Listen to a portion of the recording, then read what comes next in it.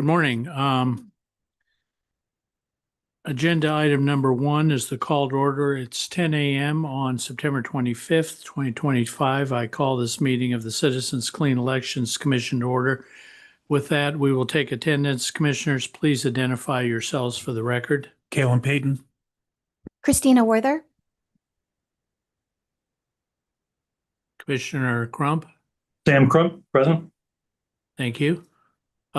We have 4 of the 5 members of the commission present. We have a quorum. Before we move to the next item, I would like to welcome Commissioner Sam Crump. Commissioner Crump was appointed by State Treasurer Kimberly Yee. He's a former mayor, a former state lawmaker, and he now practices law in Anthem. I want to note that Commissioner Payton and I continue to be badly outnumbered by lawyers on this commission, but we will do the best we can. And Commissioner, welcome. And is there anything you'd like to say as a new member of the commission? No, Chairman, appreciate the welcome. Looking forward to working with you all. Thank you very much, Commissioner. I also want to express gratitude to Commissioner Amy Chan for her service to the commission. Commissioner Chan was an important voice on regulatory and voter education issues. She brought valuable perspective as a former state election director and a longtime public lawyer. We will miss Amy on the commission. Item 2, discussion possible action on the minutes from the June 26th, 2025 meeting.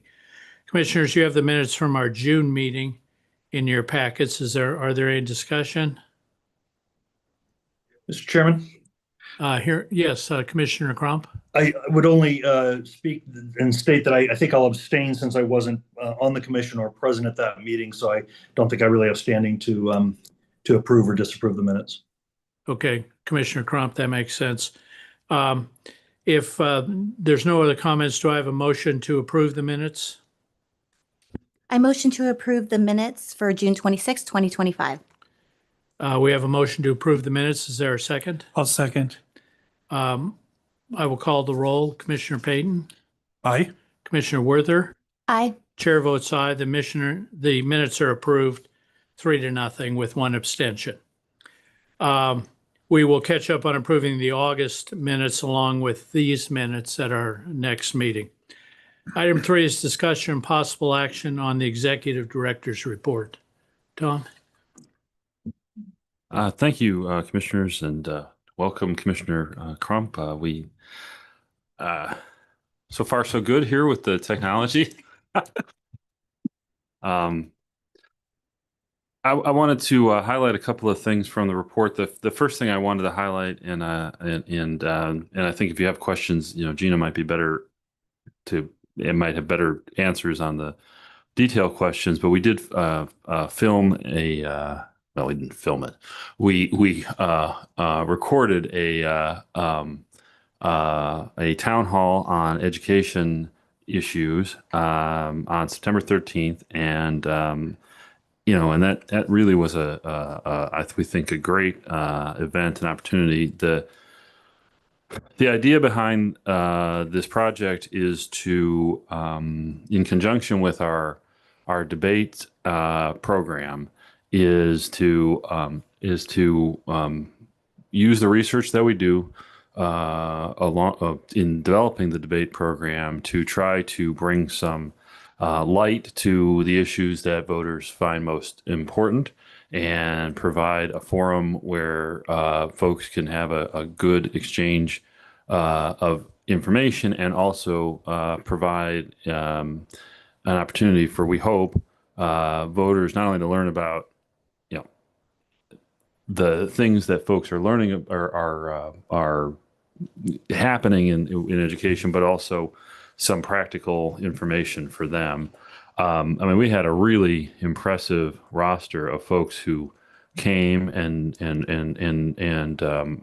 were able to address, I think, a wide range of issues from a variety of different sides, and I think that was really remarkable.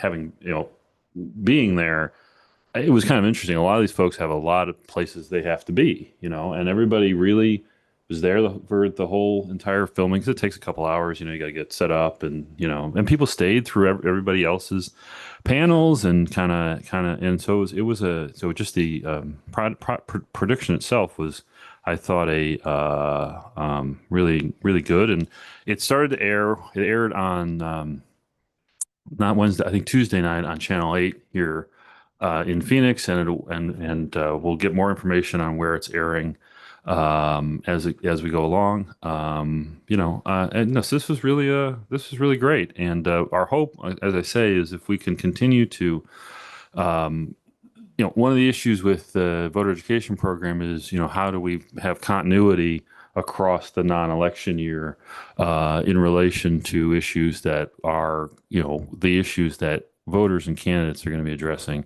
in the election year itself, in a manner that is nonpartisan and neutral, but also informative. So we were very happy about that. So if anyone has any questions on that, obviously I'm happy to take them. And I don't know if there are any. Any members of the commission have questions about this specific item? Gina, congratulations. This looks like it was a really outstanding program on a issue that there's a lot of talk on, but I know that this is a good way to shine some light on it and get to some actual facts. So congratulations. Thank you, Tom. Mr. Chairman. Thank you. Galen, did you want to say anything? Okay. Tom? Okay. Election day for Congressional District 7 was Tuesday. And I know it's not canvassed yet, but I think it's fairly clear that Adelita Grijalva won the election. So, but the winner of the election then serves in the remainder of this term, but then can run, and there will be the cycle, with all the other congressional offices will be up in 2026. And then in November, we'll have a number of different bond and override and school district elections. Also, there's a big bond election in Maricopa County, and so Alec is working to update our website so we can continue to be have our website be the one-stop shop that we want it to be for voters. I wanted to also mention, we had a full range of activities for National Voter Registration Day. Avery was at Scottsdale Community College, and that was great. I got to drop by there, and I think it was. I mean, people were engaged with Captain Activate, and it was they had a really good event.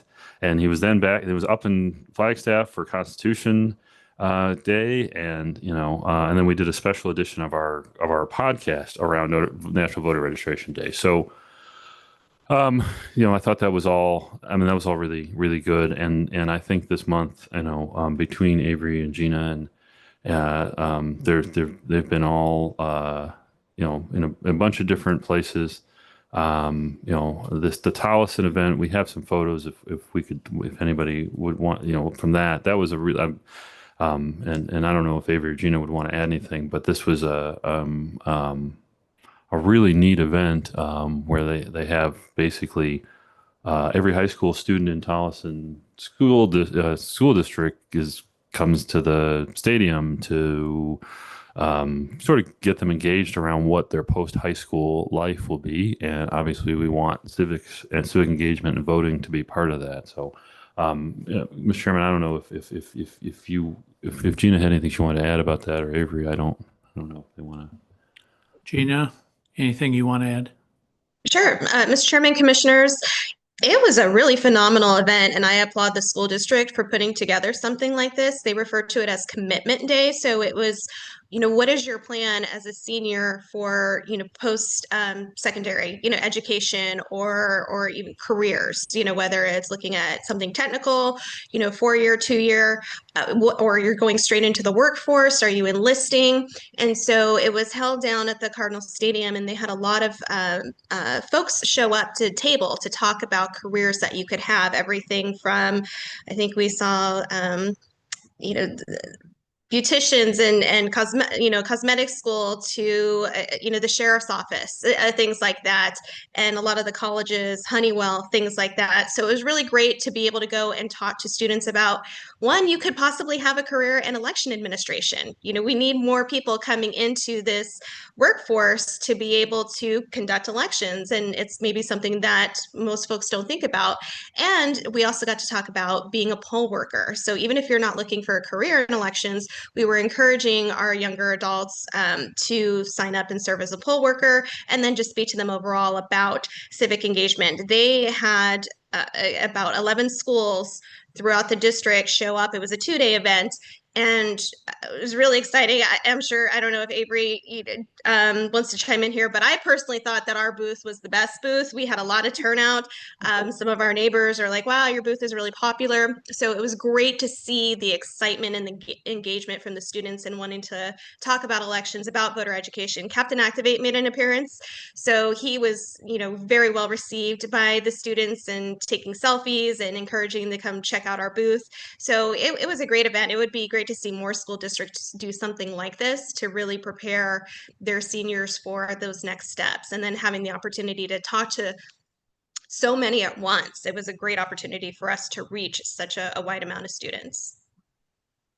Thank you, Gina. Avery, do you have anything you want to add on your behalf or on Captain Activate's behalf? No? Okay. Tom? Okay. Okay. So I want to touch on some sort of bureaucratic items too, because I can't help myself. The Secretary of State's office had a statement out about security expenditures in campaign finance. What I quoted there is the guts of that statement. I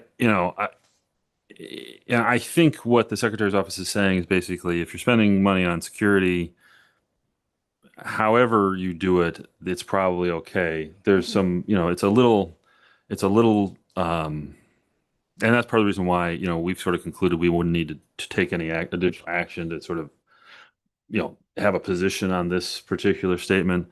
Technically there's some language in here that's a little, and I think it was maybe because of the informality of it, it's a little,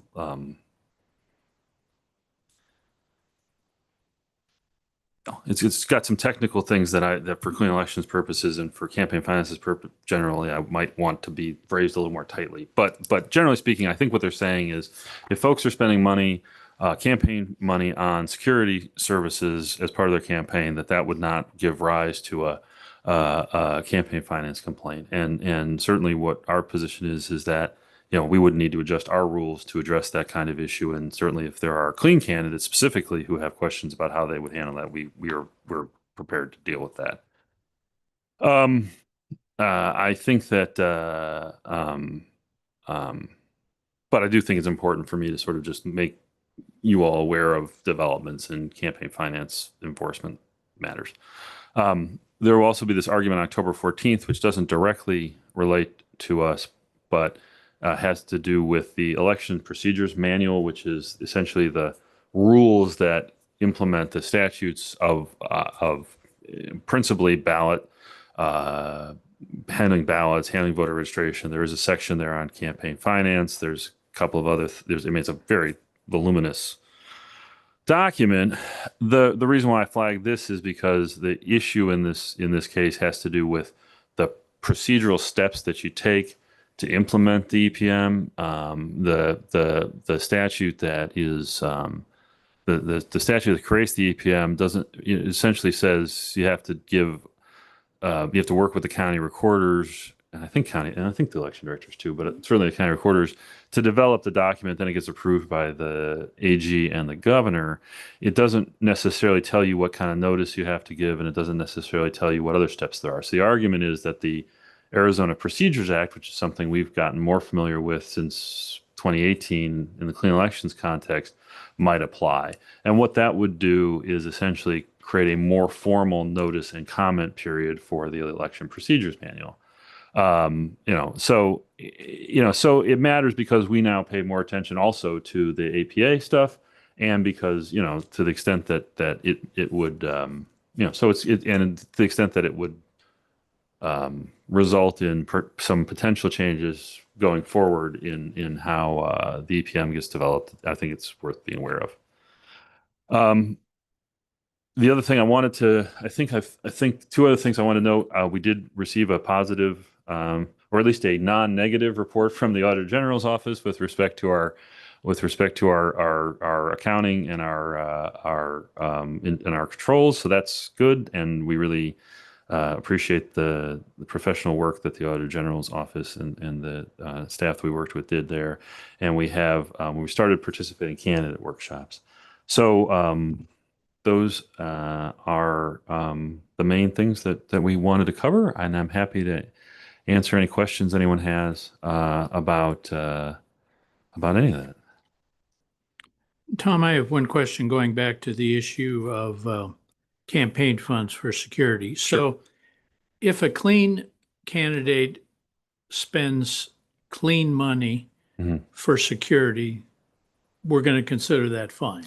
Well, I think what we would do is say, and I think that the email reflects this approach too, although that right now those expenditures have to be for direct campaign purposes, right? So essentially we would want a tie between the campaign spending and not. But there's an interest, because what you don't want to end up with, I think, is that it's inherent election spending by a candidate or security spending by a candidate is inherently an expenditure, because that means that they have to spend the money out of their campaign funds, whether they're private or clean elections candidates, right?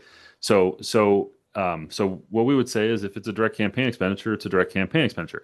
I think the harder part here is for people to deal with is the issue of, what do you do with security spending that you don't have campaign funding for? In other words, most campaigns do not have the money, certainly they don't have it through the clean system. And the vast majority, for example, legislative campaigns, even in the private system, are not raising enough money to pay the cost of any kind of serious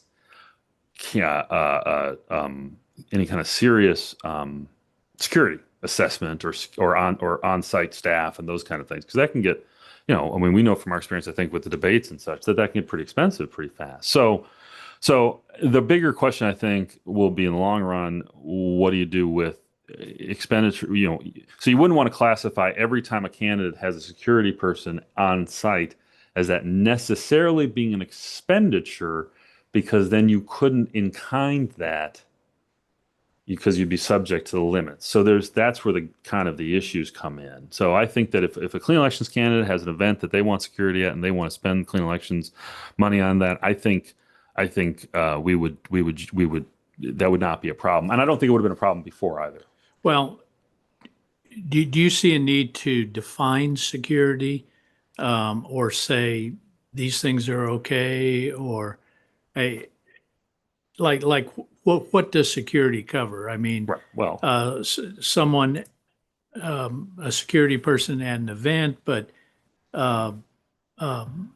security services at a house, alarm services at a car. I mean, yeah. Do you see a need that we're going to have to put some limits or definitions on what security is? That's a good, Mr. Chairman. That's a good question. And for present purposes, I don't think so, because what we will typically advise candidates to do on those kinds of expenditures to begin with is call us and let's talk through the expenditure itself, and so we can give them a look ahead on, for example, this is a serious question we've gotten, which is, I can pay for travel expenses.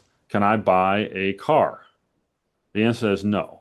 The answer to that is no, because the predominant use of the car is going to be you're going to own a car, right? And so we have said, look, I mean, you can do what you want, but our position of staff is going to be that's beyond the scope of a direct campaign expense. And so we think we can handle those on an ad hoc basis. Now, I think your questions on a policy basis are actually really important ones. And so I think that we have a whole legislative session ahead of us. So I think that there's a possibility that somebody will address this in a bill, because to me the bigger question is part of your question, which is, what qualifies under this, and then B, who gets to pay for it, right? Because if it's a campaign expenditure, right, then that means that if a security company in-kinded that money, that service to you as a candidate, this is not a clean versus traditional issue. It's just then that's a corporation that is making expenditure on your behalf, and that becomes an illegal contribution, right? So you're right. Defining that down, I think, would be of some value, and I think, based on what I've seen, I think that would be a likely legislative thing in the short term, because they can start it, within a quarter from now.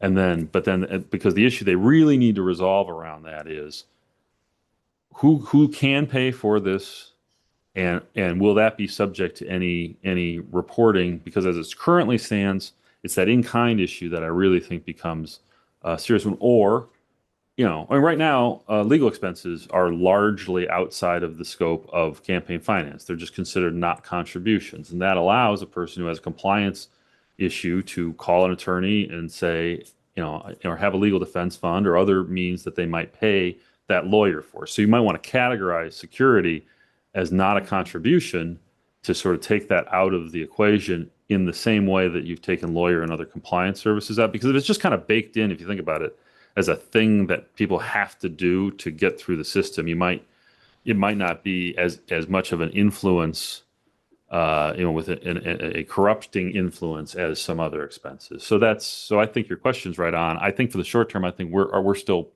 pretty confident that we don't need to drill down on that. Although, if we start to get questions that are more substantial, we will certainly do. We've only gotten one question, and it wasn't from a candidate directly so far. And it was more general. So I think as those specific instances come up, we'll know more. So that's a kind of a long and hopefully comprehensive answer to your question. Okay, thank you.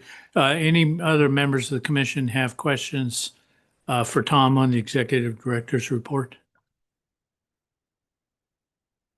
Hearing none. Thank you, Tom. Item 4, discussion possible action on proposed conciliation agreement, in MUR 25-02, Ana Abatia, 2024 legislative candidate. The executive director has recommended a conciliation agreement regarding Representative Abatia. Tom will present his recommendation and take questions. Tom? Thank you, Mr. Chairman and commissioners. So I think we have a little bit of a PowerPoint that I put together. The way I did the PowerPoint, just so you all know, is I basically tried. There's an effort to sort of talk about both this agenda item and the next one together, because the issues are related. And I wanted to give an overview. This is similar to the memo that you should have gotten with the packet. So yeah, if we could, Kathy, thanks. And there was a little delay on the slides, so it'll just be a second before it comes up, I think.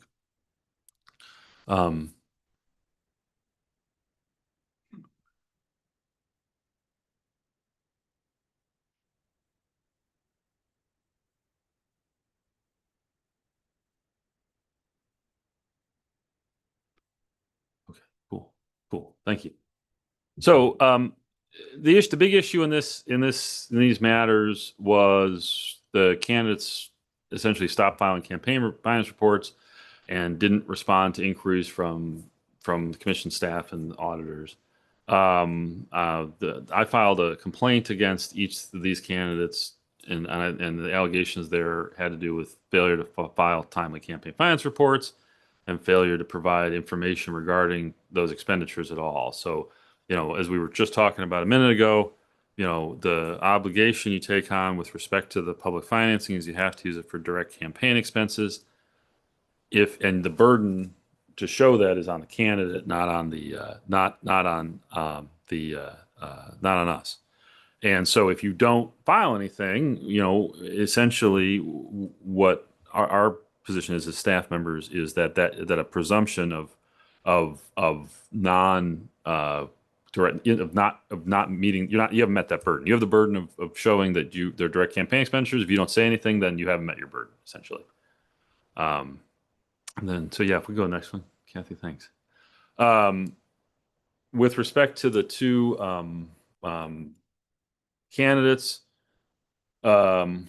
we recommended that Aramillo be ordered to repay the entirety of his funding allotment. At that time, he hadn't filed anything. We hadn't heard from him at all. And then we also recommended finding a reason to believe that Representative Abettia had violated the Clean Elections Act and rules, and the commission made a determination to that effect. We had also at that time recommended a repayment order with respect to Representative Abettia, and if you recall from those proceedings, she filed a report right around that time, which again, since the presumption we were operating under was no report, no expenditure, we sort of withdrew that for the time being. If we go to the next one, Kathy. So we after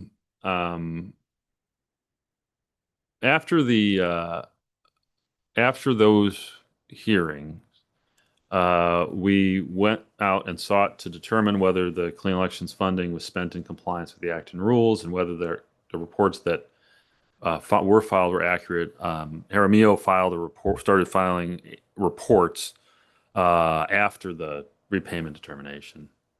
And then so we got documentation of each candidate's campaign activity, including all their bank account statements and invoices, reviewed that documentation, communicated with the candidates, and they have a shared consultant.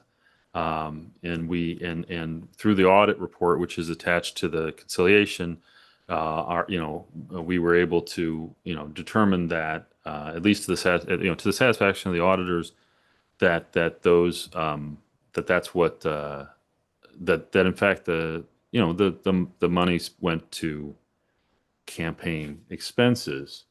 Then we also, Representative Abettia also had a $2,000 left over that we will be recovering. The thing, when you look at if you've looked at the audit report, the auditors lined up the expenses out of the checking accounts of each candidate against the invoices against the reports. And you can see there is a reporting issue there in terms of making clear, how the reports are essentially at too high of a level to be appropriate. But I think the critical point in working with the auditors on this as to why we can, feel comfortable concluding that, the money went to the campaign is the relationship between the invoices and the checking account spending, and it would be the kind of thing where it's in the account, the checking account itself, that you can see the timing of the expenditures, the checks essentially to the consultant, essentially lined up sufficiently with the invoices that it would be, that there's, I would say the auditors were comfortable. And I think if the auditors report, in fact, in the report, and it's labeled a draft, at this point, it is final for our purposes. But basically, they were able to come to the conclusion in conjunction with looking at that documentation, talking to the consultant, and getting representation of what the money was spent on, that that there was sufficient evidence for us to conclude that in fact the money was not sort of taken for purposes other than campaigning. In other words, the big issue I think in this case, as in all any kind of case where we're dealing with the Baylor report and that is essentially, is the money being converted to personal use, right? And we've had that in the past. And just based on the way that the way the money came out of the checking account, and then the auditor's ability to review the campaign materials that they reviewed. I mean, we're comfortable that there's not, we would not see we would not we don't have evidence of the money being converted to some use other than campaign. Now, so that's sort of where we are as a factual matter. If we could go to the next slide. So in developing the conciliation agreements that are in front of you, basically we look. This was a sort of an effort to sort of draw up what we think are the staff considerations. So we want to look at things like the gravity of the conduct. We want to look at the transparency required for the clean elections program. The candidates agree to this. We look back at our prior enforcement actions and conciliations to the extent that there are relevant considerations there. And so, here, that's where that issue of misuse of funds, we don't have that. Just to put this in perspective, I mean, it's the auditors that we work with are the auditors who have, the last time we had a major misuse of funds issue, the process we are using identified that. So so we have some confidence in that. And then the novel issue here to us is this issue of a candidate kind of just not only not filing reports timely, but then not responding.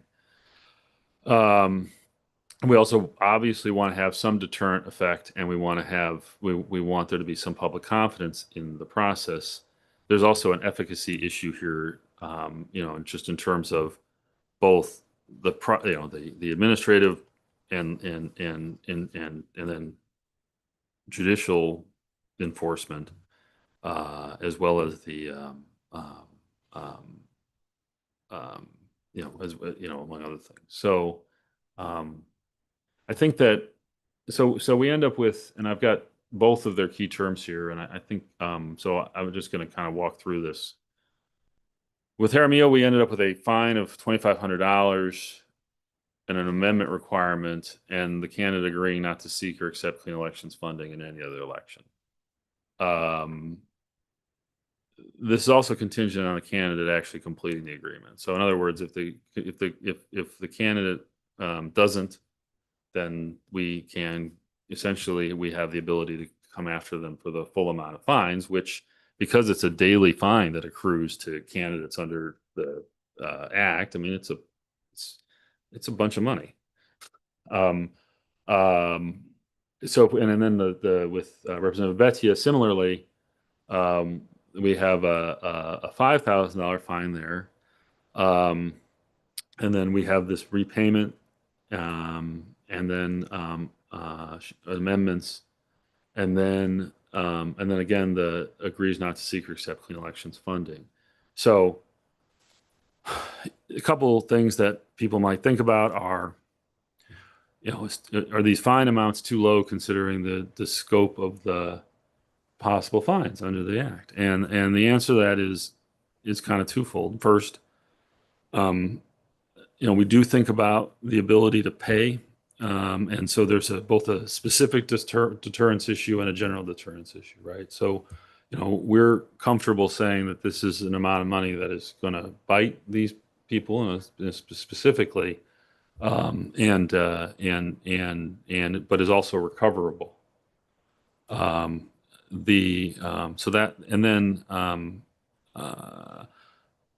we also think that based on the overall approach that other campaign finance officials are taking around the state, that this is probably a pretty significant fine to actually pay. Because I mean, a lot of these fines just simply go uncollected, or in some cases, because of the expense of collection and other things, they just simply go by the wayside. So we think that that's got some general deterrence aspect to it, right? That if you do this incorrectly, we will in fact, have, seek to collect real money from you. That brings me to the second, I think very important aspect of this, which is the agreement, and I'm presuming agreement. I mean, we don't bring these to you unless we think we have an agreement, but obviously the candidates haven't signed yet. But the agreement not to seek clean funding. So in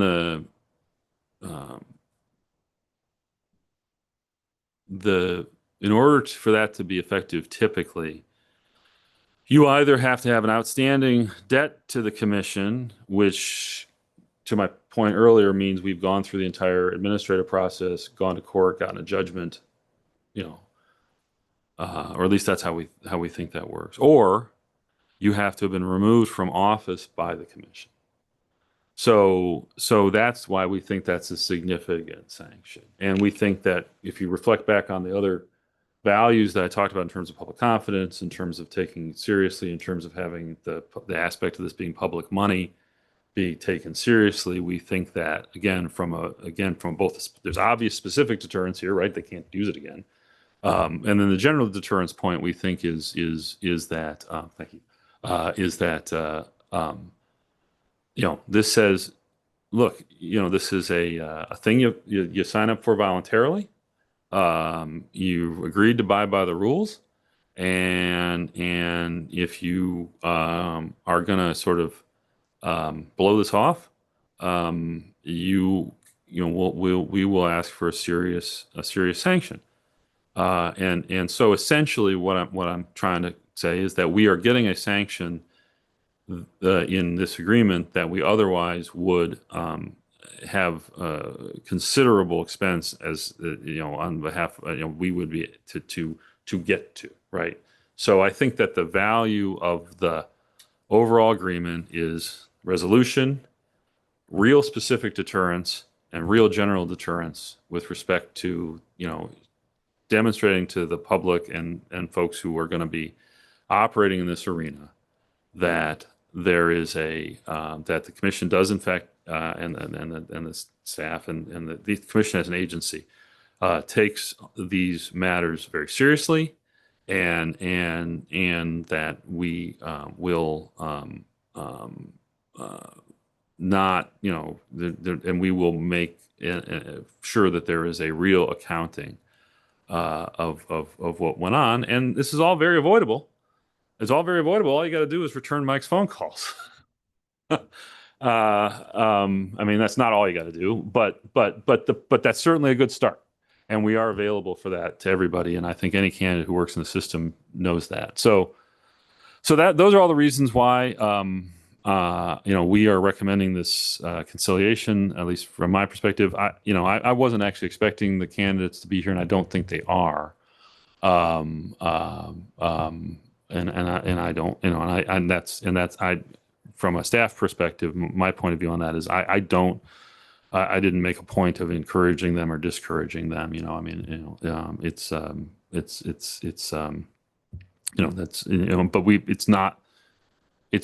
absolutely not out of the ordinary to have once the sort of we've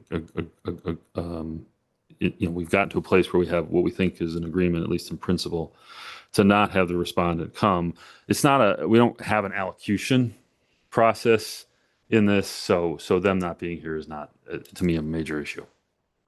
Thank you, Tom. Are there any questions for Tom from members of the commission? I just have Commissioner Payton? some comments, I guess. I mean, I'm not from a legal background or anything, but if in our rules, we're supposed to be penalizing somebody $420 a day, and we were at like 188 days. I think then if we're going to go through with this, then we should have changed that amount, because it seems like it doesn't matter. I mean, $5,000 is, I understand what he's saying, that he thinks that's collectible.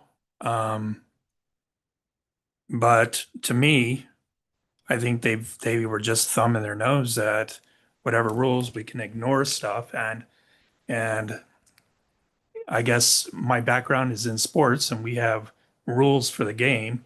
You have to follow those rules, and when you don't, there's penalties, and there's not, okay, we'll roll all that back kind of thing.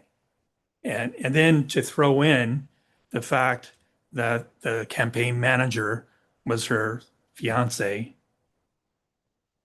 I think we need to change that rule.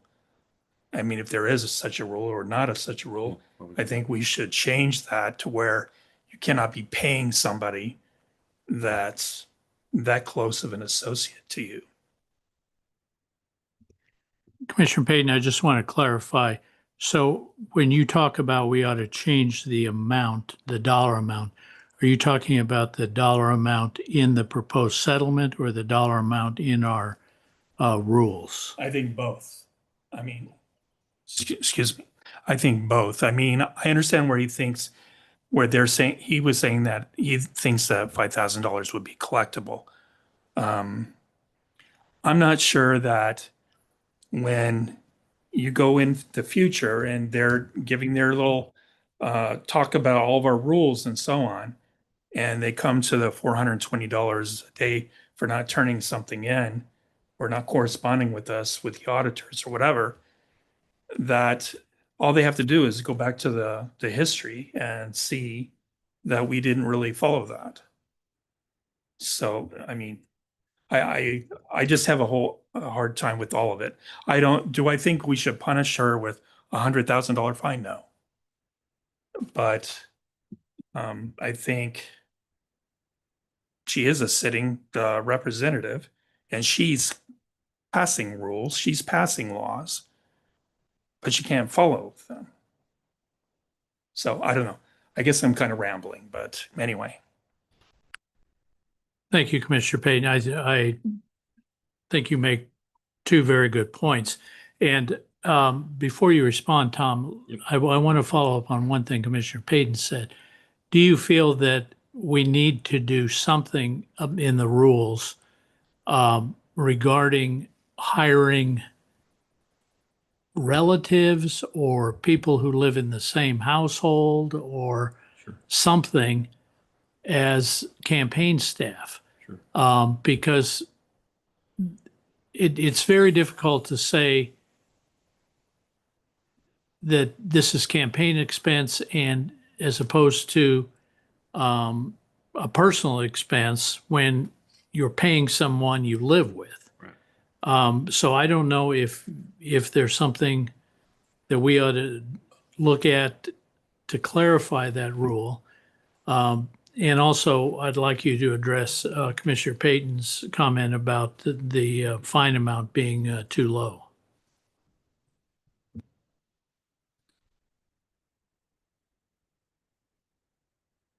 Yeah. Okay. So I'm sorry. I just needed to No. make sure I was. That's what I fine. said was correct. And so I might need you to remind me again the second part of what specifically you want me to respond to with respect to Commissioner Payton. But on the first piece with respect to the household thing, what we currently do, and the idea of paying family members has come up before, and so we have a rule that essentially says that the candidate has to disclose to us if they're paying a family member, and we haven't included. The definition just doesn't currently include fiance or those things, and that's a proposal that we can certainly put up as a proposed rule. I mean, there's absolutely no reason we couldn't do that. But what the commission has previously done has been along the lines of disclosure rather than forbidding, and that gets into I mean that's a judgment for you. So we can tee this up in a couple of different ways. what we've done in the past when we've had rule proposals is offered a couple of different options for y'all to look at that deal with that. The reason, and I wasn't there for this, and Mike may have been, but I think the reason we ended up with a rule on family members that was disclosure rather than forbidding is policing it, is it becomes an issue, and there's no similar restriction on the traditional candidates. Now that second one's, obviously it's public money. That's that you can make what you want of that. On the first one, on the policing issue, that's a little different. What you see, I mean, the other context where specific family relationship rules arise, are, there are other areas of law that include, other than marriage and children and, blood relatives because of the potential for conflicts and that kind of thing. So that's certainly something we can take a look at and we can bring back in the future. The second issue, I think, was the second issue that Commissioner Payton raised was we have in our rules potential fines that are extremely high. Yeah. And we are settling for an amount that Sure. is substantially lower than that. Right. And should we be finding them more? Right. So that's a good question. I mean, and I don't know that these are this comes up periodically. It comes up every time we try to resolve a matter because of that issue. And we tend to probably on average find candidates a little less than we find significant expenditures that were made, but part of that's because the stakes of the money are different and the amounts of money not reported are different and those kinds of things. And we also don't have a lot of data. We just don't have a lot of complaints. In this case, I mean, this was new, and we don't have this issue come up. The last serious issue we had that was similar to this was I want to say 2016, I think, or something like that. So we don't have a lot of data to point at. We also don't have a full understanding of what other agencies are doing, other than we know that there's difficulty with getting these processed in other agencies in the first place, and we know that there's not like a consistent rule anybody knows about when they're going to end up having to pay, when it's going to be waived, when it's going to be settled. Those are all kind of up in the air also. So there are a couple of ways we could address that. One would be to publish in some way a schedule of presumptive fines in the event of a conciliation that says, you will do, if the range of lateness is X, the presumptive fine that we will seek is Y. And so people have an understanding of what we are realistically doing.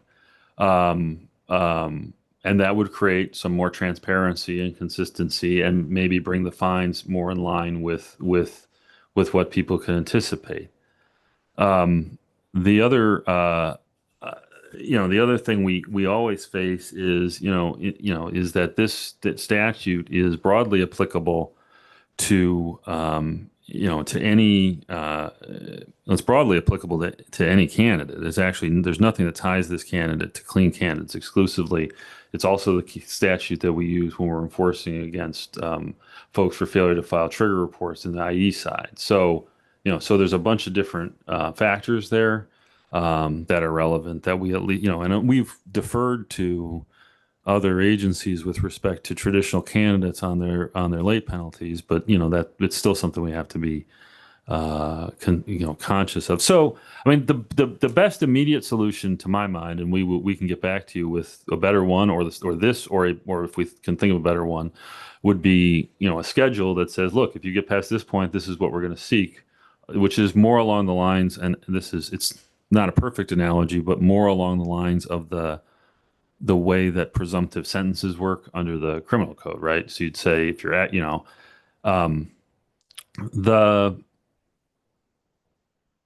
the way the statute works in terms of what it at least as I understand it, what it asks us to do or what it asks you to do, and asks the agency to do, both, is make an accounting for why the decision's being made and how we're setting up. So from a purely legalistic perspective, that's a lot of what this presentation is. That's why the conciliation agreement goes in, has all the numbers in it, and has all that laid out so people can make a judgment. That said, it is my sincere belief that barring people from using the system is a serious thing, in the sense that some candidates, this is their way of running. I mean, this is one of the I'm not sure if both of them, but certainly Representative Abettia has run clean before, and so this has been how she's run. So this is not, we don't think nothing with respect to her. So I mean, other than that, I mean, those are the responses I have. I don't disagree that there's a discrepancy there, and I think that that's something that people have. You make a fair point. I mean, obviously, I think Commissioner Payton makes a fair point about that. I think that the best way we would have to do that going forward would be to have some kind of a henceforth, this is the way we're going to approach these things. These are the realistic ranges you're looking at. We can, and that allows, I think, you to, to weigh in on that outside of the, in a context that would be deliverable. And then I think along with that, we should consider how that applies to all the different entities and folks who potentially come under the statute, because that would be a worthy enterprise itself. Okay, Tom. Commissioner Payton, did you have anything else you wanted to add? Well, as far as I understand, not taking clean elections money again, but most people that use clean elections money are first-time people, and then after they get in, they meet whatever people that can help finance them later on. So I'm sure that's a negative thing, but I think I'm not involved in the classes that you guys have for these candidates when they come in. But if they research things and see our history, I mean, some people, we kick them out of the legislature. We fine them over $50,000, that kind of thing. So I don't mean. So I just think that if we have a thing that says $420 payment, I mean, how many people do not turn things in on time, by the way? I think for us, I think that I think the percentages of being on time is, well, what would you guess? Maybe, well, we could get a rough guess. I don't know. Because they don't want to pay $420 a day. Well, we also hope that it's because they're law-abiding people. Well, I understand that. The one thing I want to, when the time comes, I have a couple of things I want to make sure I make clear about the other things we're doing around this issue. But so maybe other people can speak to this stuff as well. Okay, Tom, go ahead. So just the first point is the other thing we've done, and we won't hear it until November, but we do have this rule that will say if you are late 5 days, we're going to start repayment proceedings against you, right? So that's going to be a new rule that we will have online, and assuming you all pass it, and then we'll have an additional check that about their filing before they get the money. So we've bracketed in some effort to get at this because a repayment proceeding in the middle of a campaign is again we think it's a deterrent. But like I say, I'm happy where we can have these other two things in front of you. I want to make clear, because I think it's an important, although you're right. The public's not going to know the difference, but from a practical perspective, the kicking people out of office has to do with excessive contributions. Right. So we don't have that here. Right. The 50,000 that the one person we owed came out of conversion and a repayment. So, you know, we for our purposes, $5,000 on an individual candidate is probably this. I think it's this for a fine. I think is the second most we find since I've been here, and as a fine, put aside the other stuff. So I think, and I'm not sure. So I mean, so everything you said is true. I just needed to make those clarifying points, just because I agree with you that the public may not know the difference. There's no reason for them to, but those cases involve different statutes and different findings, and those could have happened here, but we just don't think we have the evidence for that, for either of those. So that's what I got. Are there any other questions or comments from members of the commission? Commissioner Worthing? Yes, Chairman, thank you. So I have one comment and then two questions. So first, I share, I think, in the frustration that we have candidates taking public monies, knowing the rules ahead of time, and then not abiding by them. And then sort of looking at the enforcement and saying this doesn't seem to be, sort of almost a fair amount given the time and expense that staff has had to basically obtain, their reports, things that they should have done at the outset. I also kind of look at it, though, from the perspective of having to do enforcement actions for cities and towns. And this is the similar dilemma that they also face. We could always charge the maximum amount, but is it realistic to think that they're actually going to get it? And most of the time it's no. So we try to work out a resolution as best as possible, as kind of Tom mentioned, as the deterrent. But I did at least want to share that I'm equally frustrated by, I think, both of these situations. Then I just had a one question, and I don't know, Tom, that you can answer because we're not technically filing officers.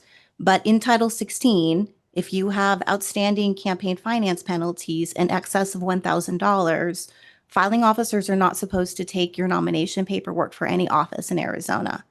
So I don't know if that's something, obviously, if this goes on the website so that if they decide to go elsewhere to run for office and they still have those outstanding fines after $1,000, again, it wouldn't be, our decision, it would be the filing officers. But my understanding is that this would fit within that Title 16 statute. Mr. Chairman, Commissioner Werther, I don't know the answer to that question insofar as my understanding is that the filing officers around the state have taken very different approaches to that. Some of them accept so long as you're not in arrears on a payment plan, you are up to date with respect to your obligations under the statute, regardless of how much it is. Some of them, I think that even if liability hasn't been yet established, that statute still applies. Because the statute's very, our statutes are a little difficult. This statute's remarkably difficult. It says, except for where liability is being appealed. So that's what it says. Liability has been established, and then it has this statement about whether or not it's been paid off or not, and what that means. And then the last sentence says something about someone who, by virtue of failure to comply, or liability, right? So, unfortunately, from a legal perspective, I mean, I don't know. I personally, I think I'm under the impression that while there's while repayment is being made timely, that filing officers do not treat that as a reason, and then a reason to not accept papers. The other issue that I understand to exist is filing officers don't know if that statute means what it literally says or whether or not it's up to a challenger to observe to them you ought not to have accepted this. So essentially what I'm trying to say is I guess I know that's the landscape in answer to your question. As I understand it, I don't know. You may in fact know this better than I do, but that's the landscape as I understand it. In other words, with the ambiguities in the statute, there are a variety of outcomes that happen, and because there hasn't been any sort of reported appellate case on this, nobody knows a definitive answer to that question. Well, thank you. I agree. I think that the statute's somewhat kind of broad, and I didn't believe that it was the commission that would make that decision. It's really going to be up to the filing officer, whoever it is. But I also didn't know, because what comes across, at least at the municipal level, is the clerks really wouldn't know, right? Sure. If there was even a pending. So I didn't know if this information at least goes on the website or like. I mean, it is. I mean, so far as it's on the packet, it's also been widely reported. I mean, this has been one of the more widely reported matters we've had here in quite some time. So, we certainly. I mean, all of our information is publicly available, and we have a page that has information related to that. We don't have a page currently that says, who these are the people who we understand currently owe the commission money. Got it. Okay. And then my other question was just, I know it's kind of talks in here about these agreements about if these candidates default. Mm-hmm. But can you just describe, like, if they do default under any of these conditions, Yeah. what are the next steps? Would it come back here? Would you just immediately go and try to get a judgment? Like, what would that look like? That's a good question, and I don't know that I've not thought through that.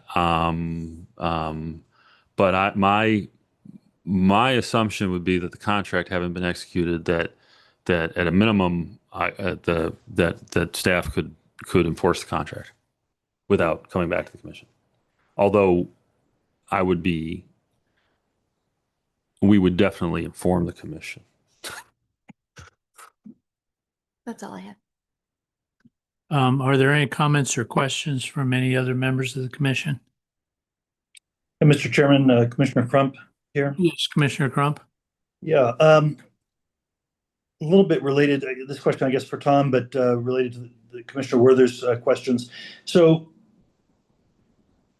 I would be interested in knowing, if she defaults on the agreement, assuming the agreement's reached, that we can proceed and enforce the fines and statute and so forth. Sure. And furthermore, a related question is, understand, as the new guy here, but understanding our authority as a commission here, theoretically, if we wanted to reject this proposed agreement and just enforce the statute, that would be one of our options today, right? Okay. So, Mr. Chairman, do you want me to? Okay. Tom. Yes, Mr. Chairman, Commissioner Crump, in the event of default, we think that the agreement is enforceable to allow us to collect the entirety of the fines in the event of a default. That is what we believe it does, and I think that I took Commissioner Werther's question to be more along the lines of the procedures to do that and whether or not there are additional steps on staff to do that. And I would just say that my immediate answer to that would be that staff can do that because this is an agreement. Absent a direct commission decision, we would obviously, because that would involve some legal questions, I probably would want to double check how we would work with the commission in its capacity as the commission to deal with that would be a question we would definitely want to make sure we had an answer to, and whatever the answer to that question is would determine what our course of action would be. But just to recap, the main issue is that this agreement is set up so in the event of a default, and we haven't had defaults generally, that we would be able to go after the candidate for the full amount. I would add that that's also that's also the hammer here, right? So one way to look at this is it's not necessarily so much that we haven't waived the full fines. What we've done is abated them pending compliance with the terms of this agreement. And when the agreement is complete, then it's complete. And those are the terms of the agreement by its own terms. In other words, it's not quote unquote over until the payments are made in full and the amendment and the reports have been amended and the that's when it's over. So one way to frame this is, rather than a waiver, it's not a waiver.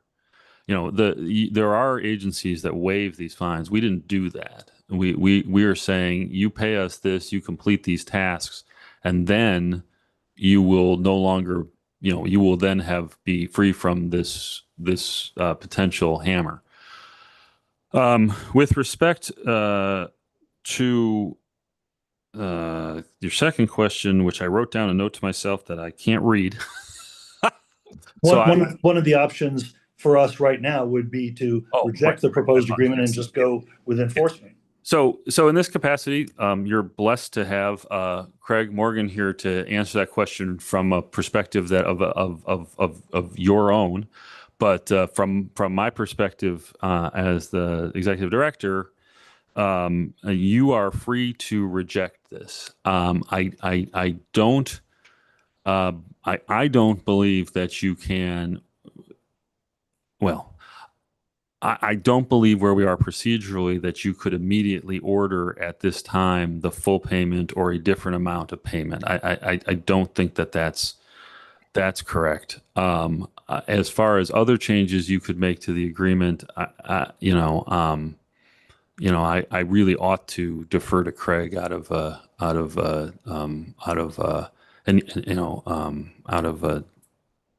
just for formality's sake, if nothing else.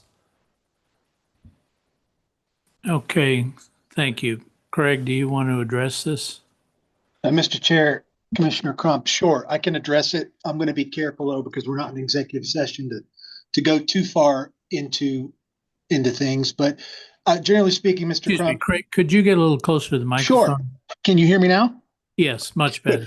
Yeah. So generally speaking, I agree with what Mr. Collins said, Commissioner Crump. You would need to follow essentially the administrative rules and have the formal proceedings initiated and go through that process. One suggestion that might make sense too, I do this a lot in my civil practice, as I'm sure you may. You can also, as a condition, and you wouldn't be able to do it necessarily here today, I don't think, but as a condition in any agreement, you can make it clear that we're giving you this amount, what we'll say $2,000, whatever it is, right? But if you don't pay us, you're going to owe us the full amount. And here's what that looks like. That might be a good bridge between what everyone's saying, because I get the impression here that the commission agrees with, as it often does, because he's often right, agrees with Mr. Collins and his assessment, but would like to make this a very significant event so that we ensure that this person actually pays, and we also ensure that the public knows that we take it seriously and that there are penalties for this. So that's just a suggestion I throw out there. If you're sort of thinking about, well, what are my options? But was I able to answer your question, Commissioner Crump? Yes, thank you, Mr. Morgan, and thank you, Chairman. That does, and I realize there would be procedures that we'd have to continue to go through if we went that route. But I agree, and I liked what I just heard from council, and that is, I definitely would like to see something in the agreement which acknowledges the consequences of any default on this agreement. And I think in the civil law, there's things called offer of judgment and so forth that would maybe we could even bypass all of the administrative and court procedures that we would have to go through, that she would be agreeing to that would just immediately would have judgment. That may or may not be allowed. I don't know, but I'd be curious about that. And with your indulgence, Mr. Chairman, I'd just like to mention a couple of other things on this. As to whether the dollar amount is too low, I somewhat agree with Commissioner Payton on that, that this individual or individuals sort of thumb their nose at the commission with lack of communication and so forth. And does this just send a message that, well, the consequences aren't very serious? Obviously, the daily fines got her attention, and that's why hopefully we have an agreement now. So that did have somewhat of quite a bit of a deterrent effect, I believe, in the end, but very frustrating when somebody just doesn't communicate or respect the authority of the commission. That brings me to my other point, something that the executive director touched on earlier, and that is that they're not necessarily expected to attend this hearing and so forth. This rather surprises me. In the law, we talk about, when you sit in judgment, about mitigating and aggravating factors. And it rather surprises me, having been a legislator, that if I were in this situation and I had disrespected the public, quite honestly, the breach of the public trust, disrespected this commission, and I'm sitting in office, that I don't come forward and attend this hearing or some other way apologize for my conduct. I think that would be a mitigating factor, and the lack thereof, I think, is an aggravating factor. And I think it's rather a bad reflection on the individuals. And then switching gears real quickly, there was a nepotism question, somewhat of a nepotism question that came up before about hiring family members and close associates and so forth. I'm not so sure I'm interested in a bright line on that, because I think it's fairly common and not unusual is a better way to say it, to have a spouse, for example, that you hire as your campaign worker, campaign manager, that sort of thing. For me, it's more of a question of proportionality, that you wouldn't want to see all of the public funds that was given through the Clean Elections Commission given to your spouse. So it basically was just a job, and you didn't spend any money on voter outreach or anything like that. So I don't know how that, if it's a case-by-case basis where we say, well, 15% of the money was spent on the campaign manager who was the spouse versus 100% of the money. Okay. So there's my thoughts on that. Thank you. Thank you, Commissioner Crump. One point of clarification. Earlier in this process, before you were on the commission, we were discussing this, and Representative Abatia did appear at an earlier meeting of us. It a little bit explained her position, and I don't know if I would say apologize, but she did appear. I can't remember Mr. Arameo being here. I don't think he has been, but she has been here once before. So just to summarize, at this point, the proposed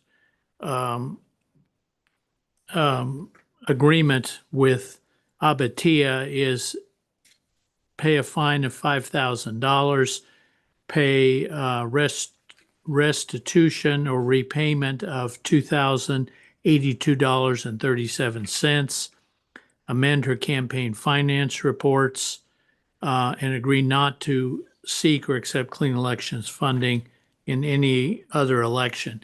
And from what Craig says, this is kind of we either adopt it this way or reject it this way, but we could adopt it with a provision saying, should the respondent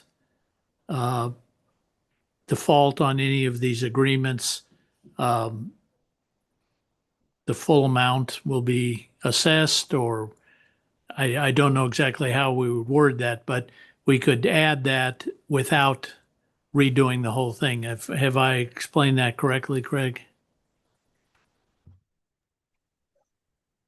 Yes. My recommendation, though, would probably be because you got here because of Mr. Collins' good work and collaboration with the candidates. My gut reaction, and we should ask, I think, Mr. Collins what he thinks, would be that you probably would want him to talk with them about this and explain this to them, and make sure that there's actually an agreement. But I defer to Mr. Collins. He's been speaking with these folks. I haven't. Are you saying an agreement on any change to this, or an agreement? Yes, correct, Oh. Mr. Chair. Yep. Okay. I'm just thinking about it from not even a legal perspective, just from an optics perspective for the commission. you know, you don't want it to look like you're just out here doing things by fiat. I mean, if we've engaged in a communications with these people, we should probably communicate with them further and explain to them thinking and make sure that they understand everything. Okay, thank you, You Tom. bet. Thank you. So, not to, I think, Mr. Chairman, I think this discussion has been helpful for me. I would, at this point, I think what I would recommend what I would ask the commission to do is, we think that the language with respect to Representative Betia, for example, at page, well, there's not page numbers on this, but this is paragraph 11.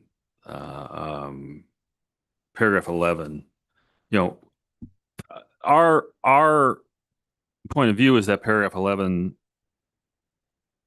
We'll start putting page numbers.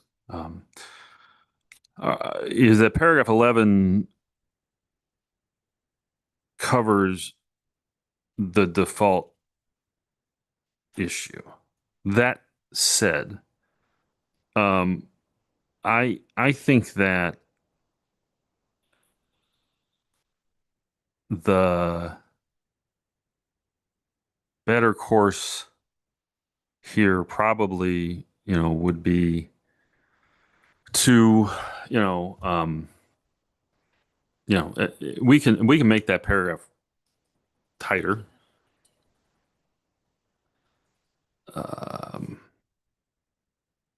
Yeah. So, let me double check. Sorry. Okay. Anyways, I think that, yeah, that's right. Okay.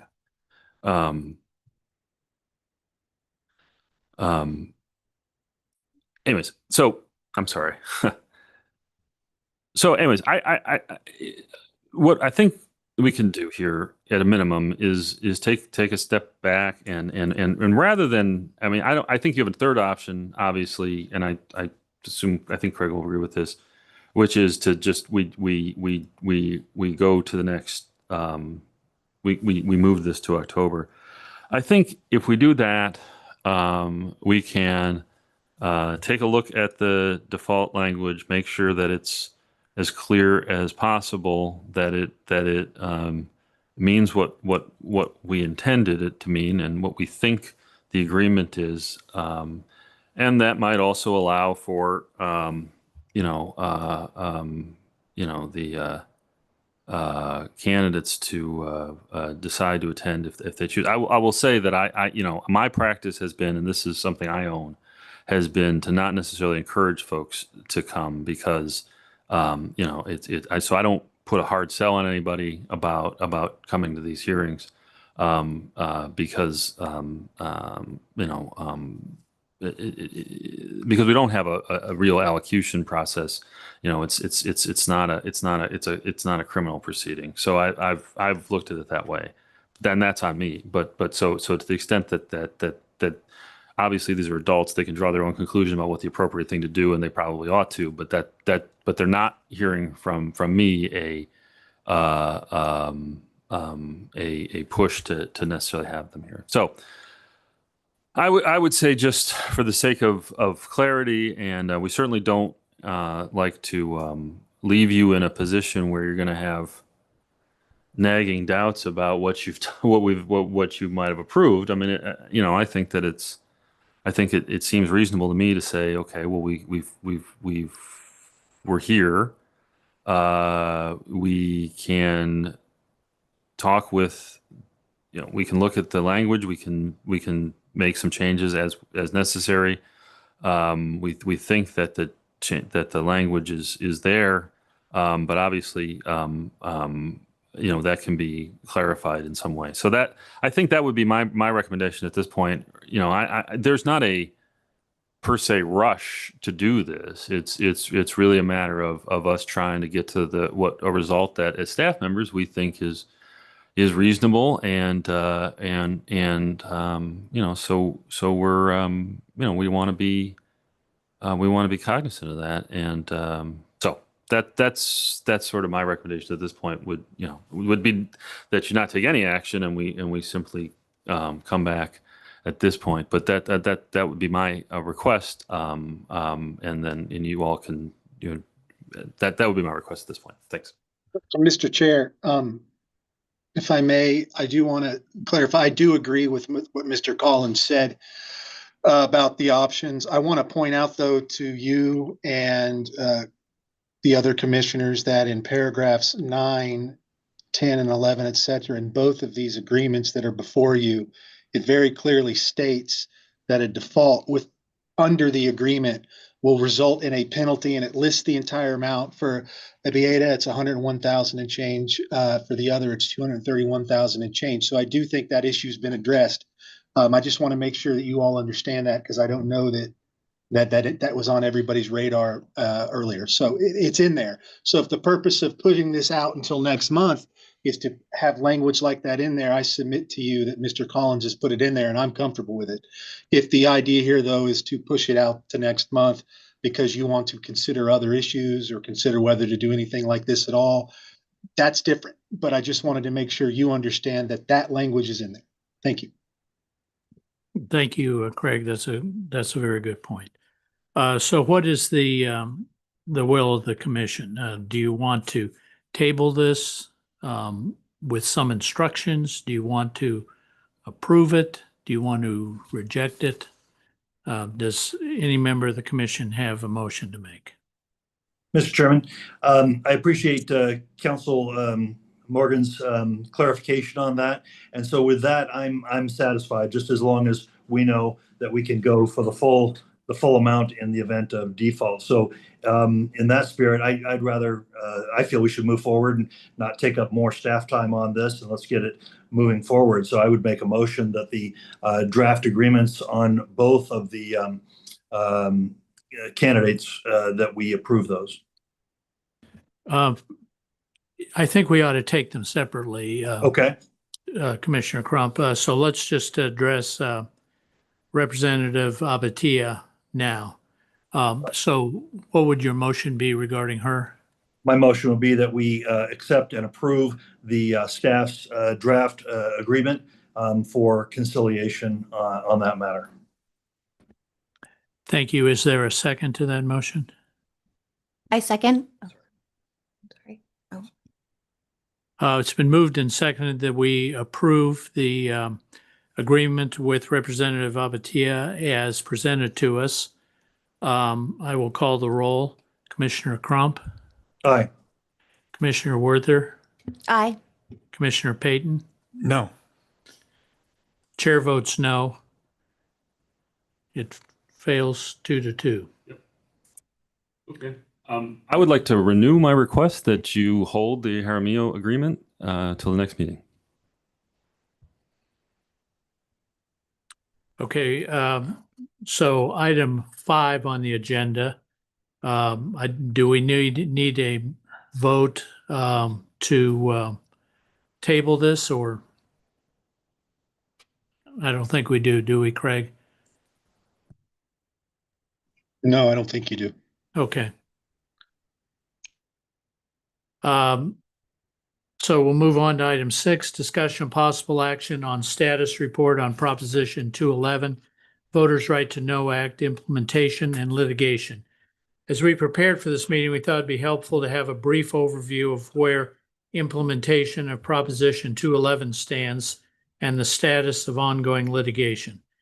Tom has a presentation, after which we can ask questions and discussion. Tom? Yes, thank you. Thank you, commissioners. Commissioner Crump, you're going to find that if you don't find the sound of my voice to be just sadly, you're going to hear a lot of it. Sorry. Thank you. That's what people listen to podcasts say, in fact. So you should download or stream Beyond the Ballot AZ.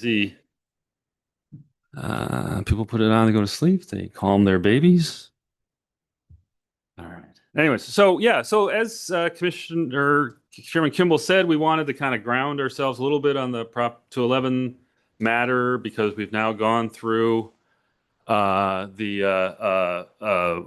of the oral arguments around this case. So we thought maybe it'd be good to sort of say, and there's been some press coverage around that. I don't know if any of you've seen it. If you haven't, we're happy to get you copies of that. But the idea here was like, what have we been doing for the last 2 years while this has been going on? So the first thing we wanted to kind of do is sort of talk about what this is. Proposition 211 is this is sort of a boiled down version of what the purpose and intent section says. It says it declares this right to know who are paying for campaign ads. It wants donors over $5,000 disclosed, and it wants to know who that donor is, regardless of how many people touch the money along the way. As part of that, this was passive voter initiative. It sets up this campaign funding source law, and then it imposes some responsibilities on the commission. So that kind of summarizes that. We could, Kathy, yeah, thanks. And obviously, please, commissioners, interrupt me if you have any questions about any of this. And this is sort of a high level thing. I mean, but so what are the triggers, the drivers of this? Basically, we're talking about campaign media spending. That's a defined term. It's mostly concerned with ads and public communications. It's concerned a little bit with partisan get out the vote activities, and it's concerned a little bit about the prep work behind that in terms of capturing some of those costs. It's also concerned with initiatives, referendums, and recalls in addition to candidate independent expenditures. It requires disclosure of original donors giving more than $5,000. Those donors are, at a minimum, the donor to spender, there's a notice about how that money is going to be used. And then there's an opt-out available, right? So if I give money to, in the most simple case, if person A gives money to, nonprofit B, and the nonprofit B is going to spend the money on independent expenditure ads, a nonprofit B has to tell person A that that's how the money is going to be used and give them the opportunity to opt out of having their money used for that purpose. And by opting out of having their money used for that purpose, it will mean that that person's name would never be disclosed because they couldn't be designated as a donor. And it also would mean that their money could be used otherwise by the organization. It prohibits structuring of transactions to evade disclosure. So, what that's trying to get at is I'm gonna spend more than $50,000, and I want to keep, but I've got donors who want to spend more than $5,000, but we set up 4 or 5 different organizations for the purpose of doing that. That's the general case, and so we're talking about. That's the sort of, and then it allows for some exemptions. So, if you are a person who has by law or by some court order, which you could get for this purpose, you could get it from other purposes that says your personal information is not supposed to be disclosed. You are, that they will not be disclosed, and then and in fact, but your money could still be used, and I think that's an important point. That's not taking your money out of circulation; it's taking your name out of circulation, and then you can ask the commission to exempt you. And when the commission exempts you, the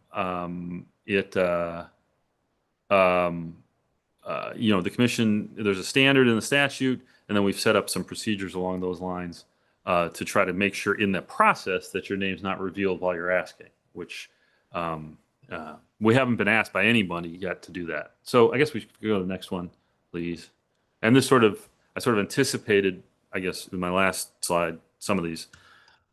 These are what we did in 2023. We held, we did some work as staff talking to the regulated community informally. We did some research. We worked with our attorneys, and we developed a set of rules that try to, address the opt-out provision process, address a process for, seeking that security exemption. We have process for complaints and investigations. We also tried to set some ground rules for record keeping and anti-structuring. And I want to highlight those because what we tried to do there is, and I think this was true for the entire rules that the commission adopted. We really wanted to keep a sort of a minimal substantive footprint for the rules. And what I mean by that is we wanted the rules to be mostly procedural, how you execute this rather than what you have to execute, because the statute really dictates what you have to execute. And so, where there were, so there are, as, and I apologize for what I'm about to say to Commissioner Kimball and Commissioner Payton, but there's an extraordinarily fine line between procedural and substantive rules that people have written tomes about, and we were trying to stay on the procedural side of that line to the extent we could in doing that. And that's partially because we're conscious of developments in the law around, administrative law and how that operates constitutionally. So I guess we can go to the next one. So report. So there's two main mechanisms of disclosure under this act.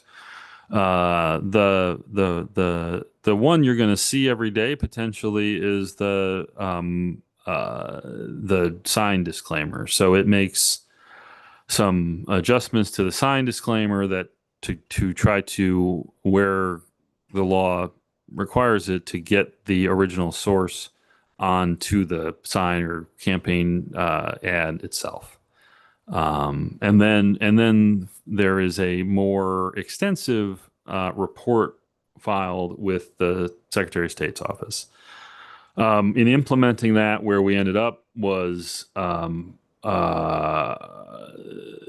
we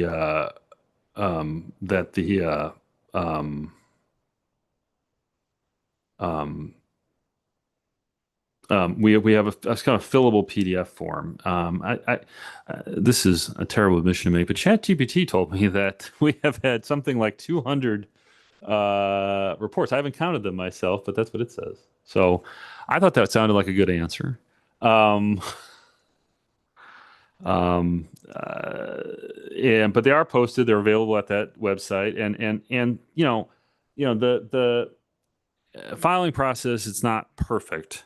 And we can talk a little bit about this as we go on. One of the real complicating factors about the reporting that, the law doesn't really, the law says that if you're a political action committee, you're not required to file on the same schedule as you would have to file these campaign media spending reports. Essentially you get to keep your own schedule so long as the information you're disclosing as a PAC is the same information you would be disclosing on one of these reports. So how do you do that without creating an additional report for PACs?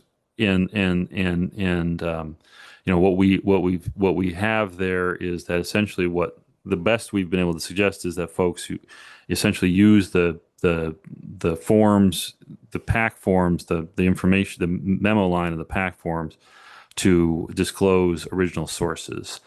There are pros and cons to that approach. There are,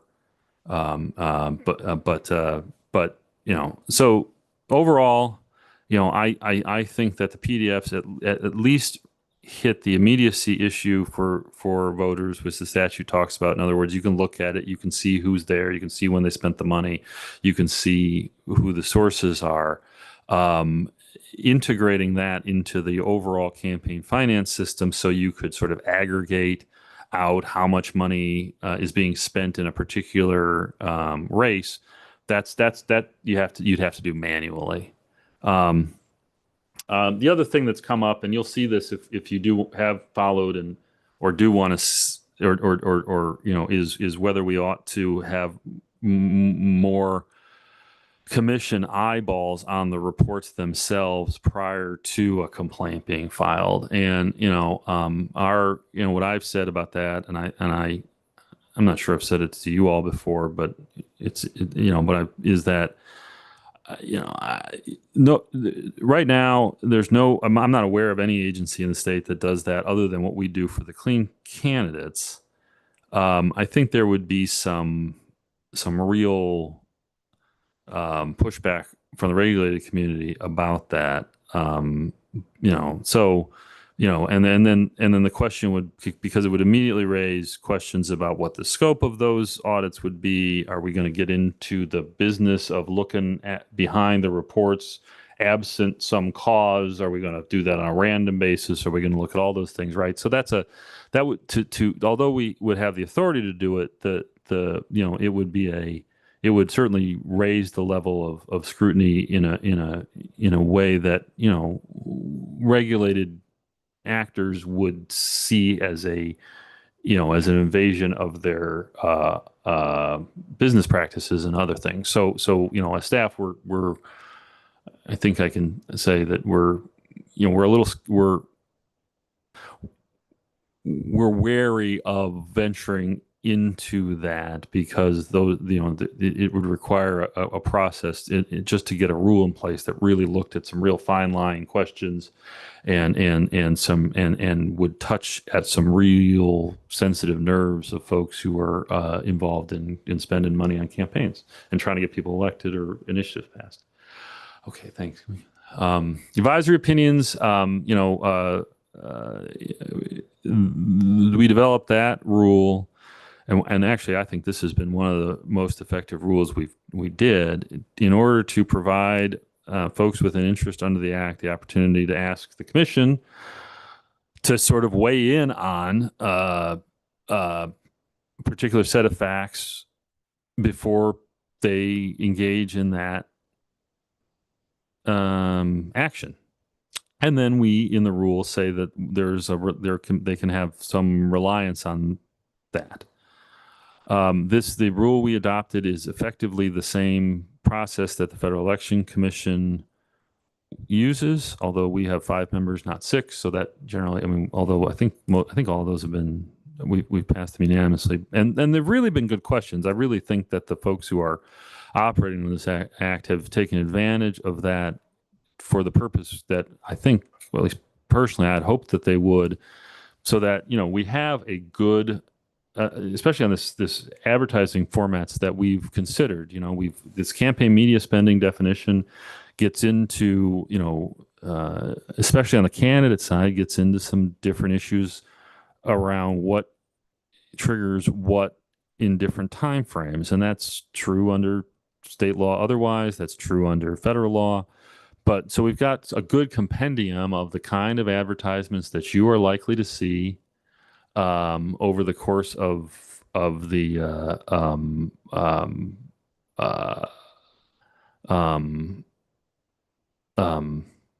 that you're likely to see over the course of the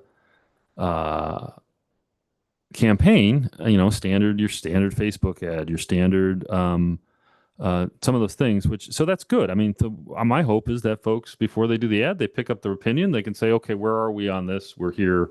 This is what we would need to put on the disclaimer. This is how we need to proceed. That's the goal, right? Is to have a real guide to that. And I think that's what's happened. And so that's been good. We've also gotten questions on initiative signature gathering as campaign media spending. And we've, in that opinion, we said that initiative signature gathering is not campaign media spending, because it's not a public communication in and of itself. It's a different process than that. And then we got I thought an interesting one around the scope of the media exception, and we provided, I think, that was a little less black and white, but I think we provided some guidance to folks on how to treat that. Just to give you a sort of highlight how we've handled the complaints, I think we've had 8 total. I review the complaint to see if it qualifies. So the rules set forth, what the parameters of a complaint are, and then I ask for a response. And then and some of the complaints I think have arisen. I would say not all of, but I think probably most of them have arisen in the context where you have that last transaction between the donor and spender, right, is the one that gets reported. and the complainants have either provided some context or have provided sufficient, have met the definition, have met the rules sufficiently to have me be able to ask for a response on that with respect to, and we've gotten different answers to that question. The bulk of the answer has, the predominant answer across context has been people gave less than $5,000, so we didn't have anyone to disclose. But that's not been the only answer we've gotten. In one case, the answer was we have a existing investment fund within our organization that we drew the money from, and therefore we self-funded this as an organization, right? So so one of the things that arises with the reports is, what do you do if you have nothing to report, right? Is because a non-report that's not compliant and a non-report that is compliant there's no way to determine that from the face of a report.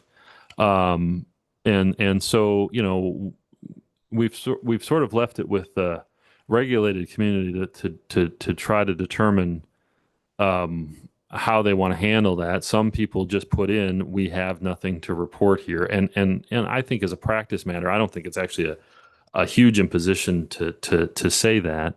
But we haven't sort of asked you to consider a policy on that. Let's see, did I have anything else? So I also just want to note that, we have not used any additional process in this. So under the rules, essentially how this proceeds is it's a little different from what we do in Clean Elections Act side. Most of the enforcement process is housed in the executive director's position, and then if there is either a settlement or a hearing, then then the commission comes in an adjudicative manner. But I think it's important to note that we haven't subpoenaed anyone or done any of that, anything like that. We do, when we get these complaints, we do take them seriously, and they're reported out to you in the executive director's report. We don't have any currently, but they've been in there. And if any, Commissioner Crump, for example, if you would, I should probably just get you what we've reported out. What you should see in the reports is that we do look at the financial activities that are available of the organizations that we're scrutinizing, right? So we look at their 990s. We look to see if their reports and their answers and the response align with the other information that's out there. And so, I think that's something that, again, I think it's important. I also will say, and this is partially a point of pride, but also I think an important policy point, as far as I know, at least at the state and in Maricopa County, I think we're the only folks who expressly state why the complaint was closed and why it was dismissed. I think so. I do think, and then the real point of personal pride is I do think that the explanations that we provide are more comprehensive than others you might see. Now, I may be wrong about that. There may be somebody out there who's doing that, but I do think we are. My impression is that we're doing that at least as a point of emphasis, and it also allows us to say to a respondent, we checked this, and we're dismissing the complaint, but in this issue here that came up, you just want to make sure you're doing X. That kind of thing. And so we think that again has some benefit to it. I guess we can go to litigation and then, so we have these three cases. I've identified the main plaintiffs there. There's some other plaintiffs in there too, but basically we have this federal pending at the Ninth Circuit. We have this First Amendment challenge, which essentially says that, there was a case called Bonta, I think, what year was that? A few years ago, where Americans for Prosperity challenged a California law that required nonprofits to provide their donors' names and information to the California Attorney General's office, and really that was it. And then the Attorney General's office had them and didn't obviously do anything with them, and that was struck down. So this case is this challenge is really basically trying to attempt to extend that principle to campaign disclosures, and use the sort of original source as opposed to the last donor as a leverage point there. The state challenges are, we have a legislative leadership challenge, the separation of powers and non-delegation, basically saying that the voters infringed on the legislature's authority. That case is pending at the Arizona Supreme Court, pending a decision. We had an argument in March. There was the Court of Appeals. We largely were successful. The one point where the Court of Appeals said a provision of the act was unconstitutional but severable was there is some language in the act that says that the commission's regulatory and enforcement decisions are not subject to oversight or action by any administrative body or legislative body. And the legislature took the position that legislative body includes the legislature. The folks who wrote this thought it included a rules committee of the legislature. But certainly our position as the Clean Elections Commission was that the legislature can legislate. So we took the position that was that regardless of what they were thinking when they wrote it, that the right construction was it couldn't mean that the voters sought by statute to prevent the legislature from legislating. The Court of Appeals said that construction wasn't essentially, they rejected the construction, and because they rejected the construction, they said that provision of the act was violated separation of powers, and then they severed it from the rest of the act. I mean, that the provision is kind of funny because it creates this sort of strange. We were enjoined, so it's not clear what we were enjoined from preventing the legislature from trying to pass legislation is just not a. I mean, right? That's why we thought the construction had to be what we said it was, because you can't. I can't conceive of how that works. And then the last one, which was argued on a couple of weeks ago, is the Center for Arizona Policy, Free Enterprise Club, Arizona Free Speech Challenge. There's a little bit about the Arizona Constitution's private affairs clause in there, but it's mostly about the Article 2, Section 6 provision of our state constitution, which says that people shall be able to freely publish on all subjects, subject to responsibility for abuse of this right, which is obviously different words than the First Amendment. So that's where those are. So 3 decisions, all of them are at the appellate level. We don't know when we'll hear on those or how.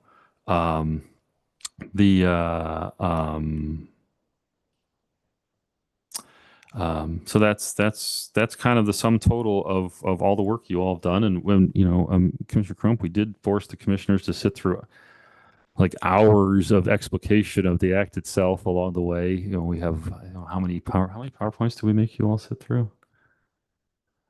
A lot. So this is but like I said, the chairman, the chairman said, and I think this is right, that we just wanted to kind of say, okay, well, what have we done here so far? So we know where we are moving forward with whatever the next thing is. Thank you, Tom. Do any members of the commission have any comments or questions for Tom? Okay, hearing none, we'll move on to item 7, public comment. This is the time for consideration of comments and suggestions from the public. Action taken as a result of public comment will be limited to directing staff to study the matter, rescheduling it for further consideration, or responding to criticism. Please limit your comments to no more than 2 minutes. Does any member of the public wish to make comments at this time? Anyone on Zoom wish to make a comment? Yes, Rivko? You're muted. I'm sorry, Ms. Knox. Ms. Knox, we can't hear you.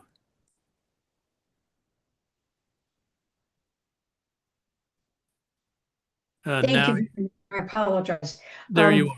Just wanted to say my name is Rivko Knox. I'm a longtime voter here in the state of Arizona since 1966. For a number of years, I observed the commission on behalf of the Arizona League of Women Voters, a nonpartisan organization, but now I'm observing just as a regular voter. My comment has to do with the outstanding education program that was put on by primarily Gina Roberts and her staff that was on PBS the other night.